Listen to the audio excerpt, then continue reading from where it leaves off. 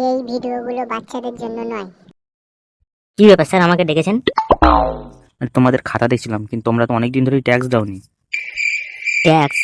কিসের ট্যাক্স? শালা বোকাচোদা এই দেশে বাস করো আর ট্যাক্স দেবে না?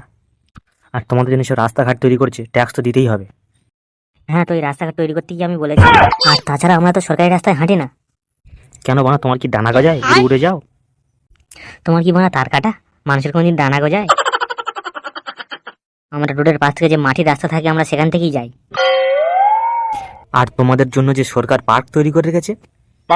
স্যার, আমরা তো পার্কে যাই না, আমরা সবসময় ঘরে বসে লুডোই খেলি। আরে আমরা ঘরে খুব সাবধানেই থাকি, যাতে ভুল করে কোনো সরকারি জিনিস না ব্যবহার হয়ে যায়। এই বানা, সরকার যে তোমাদের জন্য সরকারি হাসপাতাল তৈরি করেছে, সেখানে তো যাও। বালছি নিতে যাবো সরকারি হাসপাতালে? আমাদের কোনো সমস্যার পাশেই নাটুবাবু চেম্বার আছে, আমি ওনার কাছেই যাই। তোমাদের ছেলেগুলো সরকারি স্কুলে গিয়েই তো পড়াশোনা করে। আমরা তো সরকারি স্কুলে যেতেই দিই না।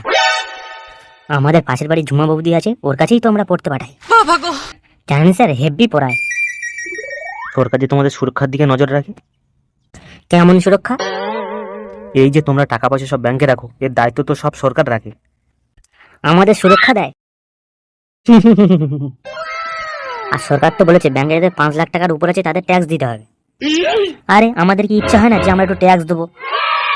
কিন্তু আমাদের 5 লাখ টাকার উপরেই যাচ্ছে না, যেতে যেতে থেমে যাচ্ছে। আচ্ছা, তোমার তো মদের ফ্যাক্টরি আছে, তা সেখানে কি 5 লাখ টাকা ইনকাম হয় না? কে বলেছে আমাদের 5 লাখ টাকা ইনকাম হয়? হ্যাঁ, কে বলেছে? আমাদের ইনকাম হয় 4,99,999 টাকা 99 পয়সা। এই জন্যই তো আমরা ট্যাক্সটা দিতে পারছি না। বেরো বোকাচোদা, দূর আমার চোখের সামনে থেকে।